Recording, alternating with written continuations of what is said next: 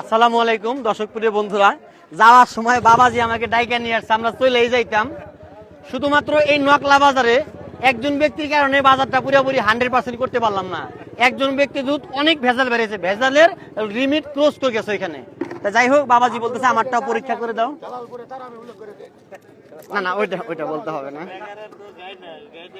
একটু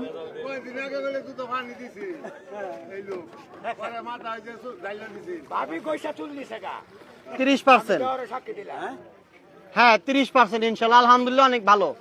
30 টাকা মানেই হচ্ছে ভালো গ্রুপ।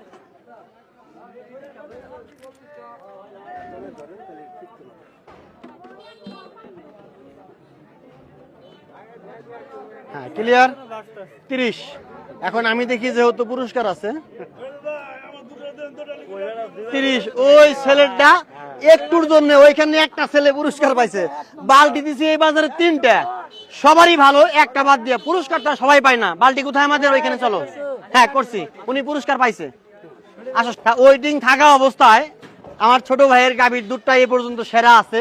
বালতি আমরা আগেও 2টা দিছি, এনাকে দিয়ে হচ্ছে 3 নাম্বারটা। আমরা প্রত্যেকটা বাজারে 3টা-4টা বালতি দিয়ে থাকি। তা ছোট ভাই এই যে পরিমাপ করলাম, এই কাজটা কি ভালো না খারাপ? ভালো। এই বাজারে সবারই দুধ আমরা ভালো পাইলাম, শুধুমাত্র একটা দুধ অনাকাঙ্ক্ষিত ভাবে অনেক খারাপ। উনি অনেক মুরব্বী মানুষ, জানি না উনি নিজেই করছে নাকি অন্য কেউ করছে, ওনাকে দুধ চাপাই দিচ্ছে বাড়ির কেউ, হতে পারে যে কোনো ভাবে। আমার উদ্দেশ্য হচ্ছে একটাই, আপনারা সকলেই, আমরা সকলেই ভালো দুধ বিক্রি করি, ভেজাল মুক্ত খাবার বিক্রি করি। ভালো দুধ 10 টাকা চেয়ে বেশি নেন। তবে আরেকটা খুব দুঃখজনক বিষয়, প্রিয় বন্ধুরা, এই বাজারে দুধের রেট খুবই কম। এই বাজারে দুধের রেট খুবই কম, কিন্তু এরপরেও সবাই যে সততার সাথে দুধটা বিক্রি করতেছে, তার জন্য আলহামদুলিল্লাহ। ইনাদের জন্য, সকলের জন্য, দূর প্রবাস থেকে যারা দেখছেন সকলের জন্য দোয়া করবেন, যাতে যেহেতু দুধের রেট কম, ইনাদের গাভীর দুধ জানি যেখানে 10 কেজি হয়, মহান আল্লাহ পাক ওইখানে যেন 15 কেজি দুধ দিয়ে দেয়, কারণ আল্লাহ চাইলে সবই সম্ভব। ঠিক আছে ছোট ভাই, ভালো থাকবেন। প্রিয় বন্ধুরা, কে কোথায় থেকে দেখছেন অবশ্যই কমেন্ট করে জানাবেন।